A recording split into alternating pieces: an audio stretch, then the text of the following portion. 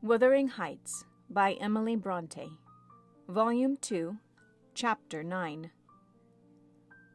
The rainy night had ushered in a misty morning, half frost, half drizzle, and temporary brooks crossed our path, gurgling from the uplands. My feet were thoroughly wetted. I was cross and low, exactly the humor suited for making the most of these disagreeable things. We entered the farmhouse by the kitchen-way to ascertain whether Mr. Heathcliff were really absent, because I put slight faith in his own affirmation. Joseph seemed sitting in a sort of Elysium alone, beside a roaring fire, a quart of ale on the table near him, bristling with large pieces of toasted oat cake, and his black short pipe in his mouth. Catherine ran to the hearth to warm herself. I asked if the master were in. My question remained so long unanswered that I thought the old man had grown deaf and repeated it louder. "Nay," he snarled, or rather screamed through his nose. "Nay, you may go back where you come fro." "Joseph," cried a peevish voice, simultaneously with me, from the inner room. "How often am I to call you? There are only a few red ashes now. Joseph, come this moment." Vigorous puffs and a resolute stare into the grate declared he had no ear for this appeal. The housekeeper and Hareton were invisible, one gone on an errand, and the other at his work, probably. We knew Linton's tones and entered. "Oh, I hope you'll die in a garret, starved to death," said the boy, mistaking our approach for that of his negligent attendant. He stopped on observing his error. His cousin flew to him. "Is that you, Miss Linton?" he said, raising his head from the arm of the great chair in which he reclined. "No, don't kiss me. It takes my breath. Dear me, Papa said you would call," continued he, after recovering a little from Catherine's embrace, while she stood by looking very contrite. "Will you shut the door, if you please? You left it open, and those detestable creatures won't bring coals to the fire. It's so cold." I stirred up the cinders and fetched a scuttle full myself. The invalid complained of being covered with ashes, but he had a tiresome cough and looked feverish and ill, so I did not rebuke his temper. "Well, Linton," murmured Catherine, when his corrugated brow relaxed, "are you glad to see me? Can I do you any good?" "Why didn't you come before?" he said. "You should have come instead of writing. It tired me dreadfully writing those long letters. I'd far rather have talked to you. Now I can neither bear to talk nor anything else. I wonder where Zillah is. Will you," looking at me, "step into the kitchen and see?" I had received no thanks for my other service, and being unwilling to run to and fro at his behest, I replied, "Nobody is out there but Joseph." "I want to drink," he exclaimed fretfully, turning away. "Zillah is constantly gadding off to Gimmerton since Papa went. It's miserable, and I'm obliged to come down here. They resolved never to hear me upstairs." "Is your father attentive to you, Master Heathcliff?" I asked, perceiving Catherine to be checked in her friendly advances. "Attentive? He makes them a little more attentive, at least," he cried. "The wretches! Do you know, Miss Linton, that brute Hareton laughs at me. I hate him. Indeed, I hate them all. They are odious beings." Cathy began searching for some water. She lighted on a pitcher in the dresser, filled a tumbler, and brought it. He bid her add a spoonful of wine from a bottle on the table, and having swallowed a small portion, appeared more tranquil, and said she was very kind. "And are you glad to see me?" asked she, reiterating her former question, and pleased to detect the faint dawn of a smile. "Yes, I am. It's something new to hear a voice like yours," he replied. "But I have been vexed, because you wouldn't come. And Papa swore it was owing to me.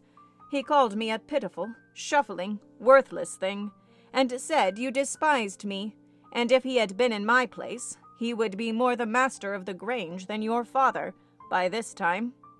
But you don't despise me, do you, miss?" "I wish you would say Catherine or Cathy," interrupted my young lady. "Despise you? No. Next to Papa and Ellen, I love you better than anybody living.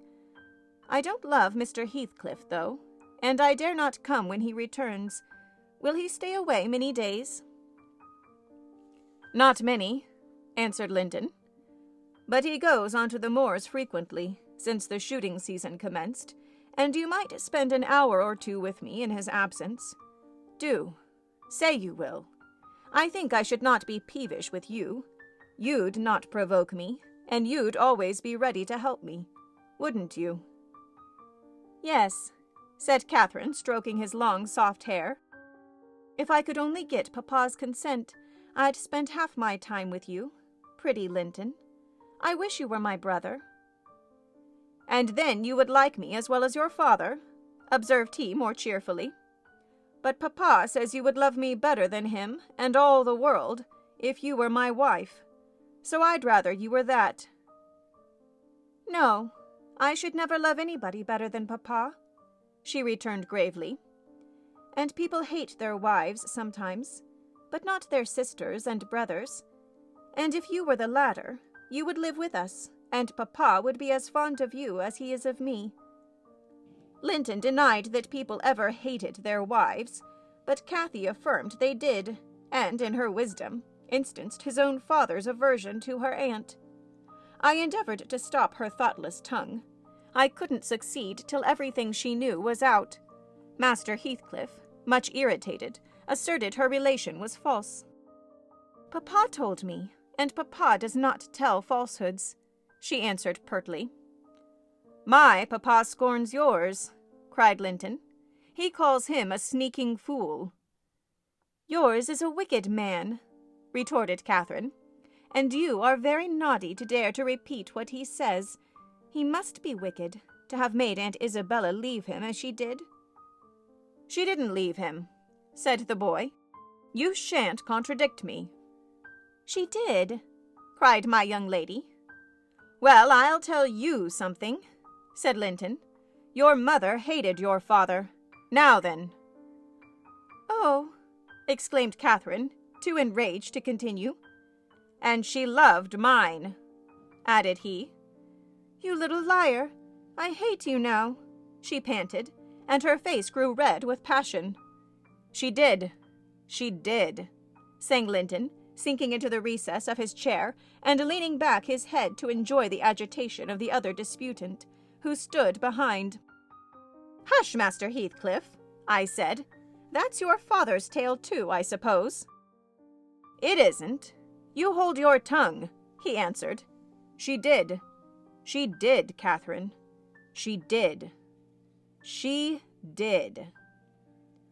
Cathy, beside herself, gave the chair a violent push and caused him to fall against one arm. He was immediately seized by a suffocating cough that soon ended his triumph. It lasted so long that it frightened even me. As to his cousin, she wept with all her might, aghast at the mischief she had done, though she said nothing. I held him till the fit exhausted itself. Then he thrust me away and leant his head down silently. Catherine quelled her lamentations also, took a seat opposite, and looked solemnly into the fire. "How do you feel now, Master Heathcliff?" I inquired after waiting 10 minutes. "I wish she felt as I do," he replied. "Spiteful, cruel thing. Hareton never touches me. He never struck me in his life. And I was better today. And there—" His voice died in a whimper. "I didn't strike you," muttered Cathy, chewing her lip to prevent another burst of emotion. He sighed and moaned like one under great suffering, and kept it up for a quarter of an hour, on purpose to distress his cousin apparently, for whenever he caught a stifled sob from her, he put renewed pain and pathos into the inflections of his voice. "I'm sorry I hurt you, Linton," she said at length, racked beyond endurance. "But I couldn't have been hurt by that little push, and I had no idea that you could either. You're not much, are you, Linton? Don't let me go home thinking I've done you harm. Answer. Speak to me." "I can't speak to you," he murmured. "You've hurt me so that I shall lie awake all night, choking with this cough. If you had it, you'd know what it was.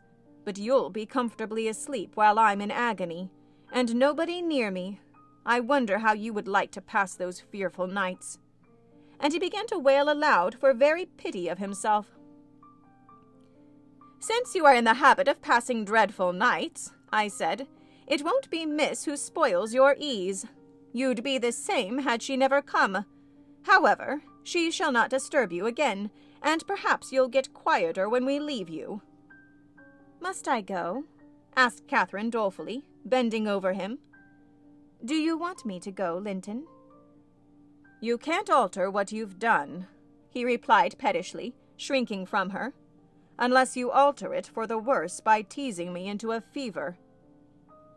"Well, then I must go," she repeated. "Let me alone, at least," said he. "I can't bear your talking."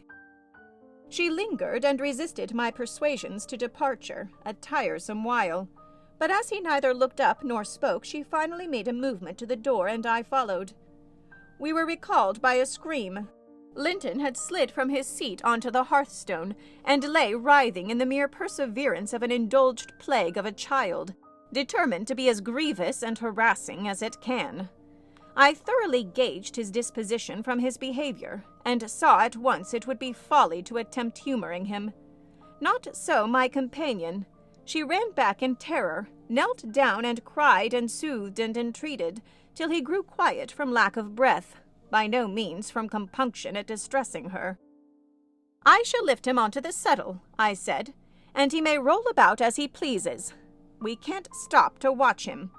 I hope you are satisfied, Miss Cathy, that you are not the person to benefit him, and that his condition of health is not occasioned by attachment to you. Now then, there he is.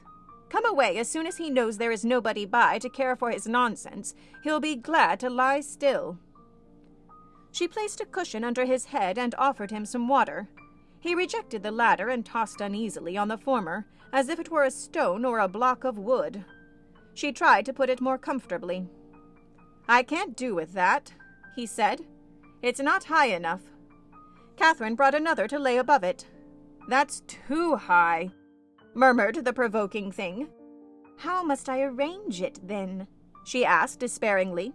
He twined himself up to her, as she half knelt by the settle, and converted her shoulder into a support. "No, that won't do," I said. "You'll be content with the cushion, Master Heathcliff. Miss has wasted too much time on you already. We cannot remain 5 minutes longer." Yes, we can," replied Cathy. "He's good and patient now. He's beginning to think I shall have far greater misery than he will tonight, if I believe he is the worse for my visit, and then I dare not come again. Tell the truth about it, Linton, for I mustn't come if I have hurt you." "You must come to cure me," he answered. "You ought to come because you have hurt me. You know you have, extremely. I was not as ill when you entered as I am at present, was I? But you've made yourself ill by crying and being in a passion. I didn't do it all," said his cousin. "However, we'll be friends now, and you want me. You would wish to see me sometimes, really?" "I told you I did," he replied impatiently. "Sit on the settle and let me lean on your knee. That's as Mamma used to do, whole afternoons together. Sit quite still and don't talk, but you may sing a song if you can sing, or you may say a nice, long, interesting ballad. One of those you promised to teach me, or a story. I'd rather have a ballad, though. Begin." Catherine repeated the longest she could remember. The employment pleased both mightily.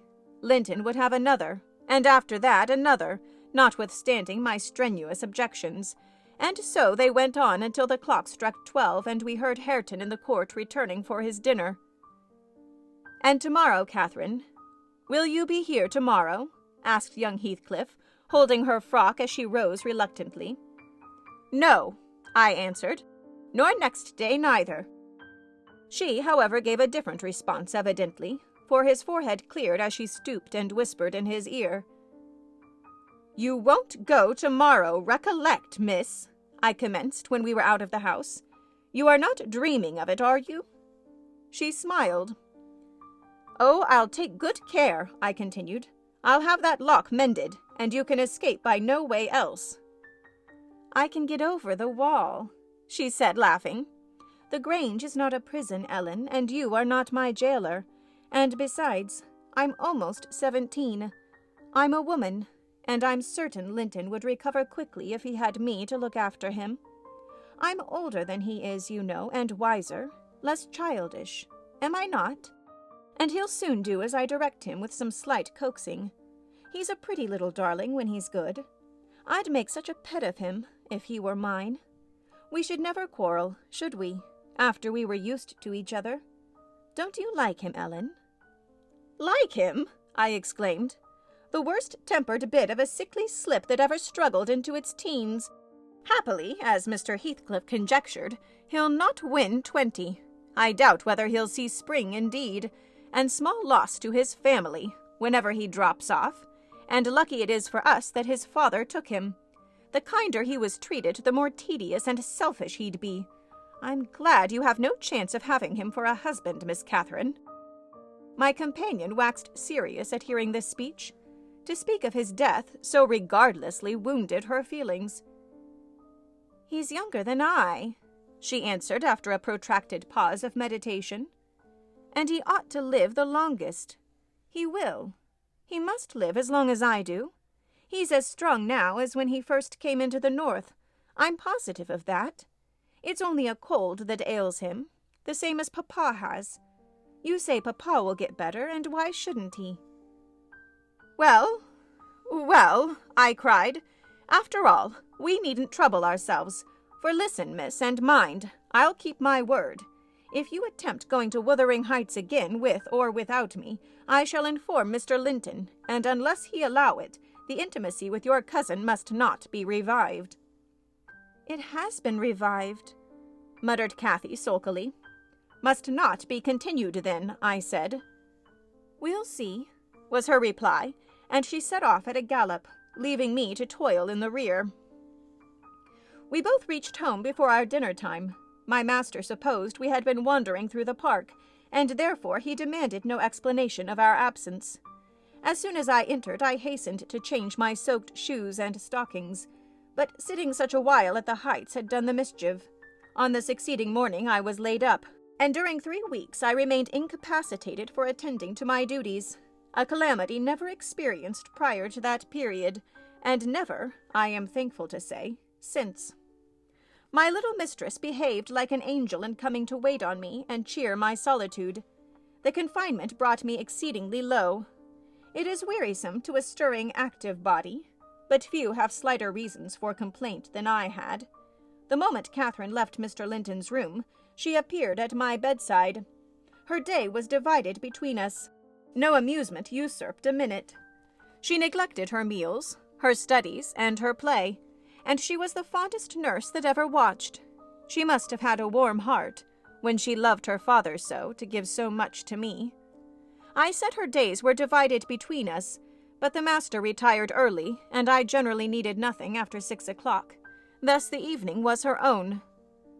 Poor thing, I never considered what she did with herself after tea, and though frequently, when she looked in to bid me good night, I remarked a fresh color in her cheeks, and a pinkness over her slender fingers. Instead of fancying the hue borrowed from a cold ride across the moors, I laid it to the charge of a hot fire in the library.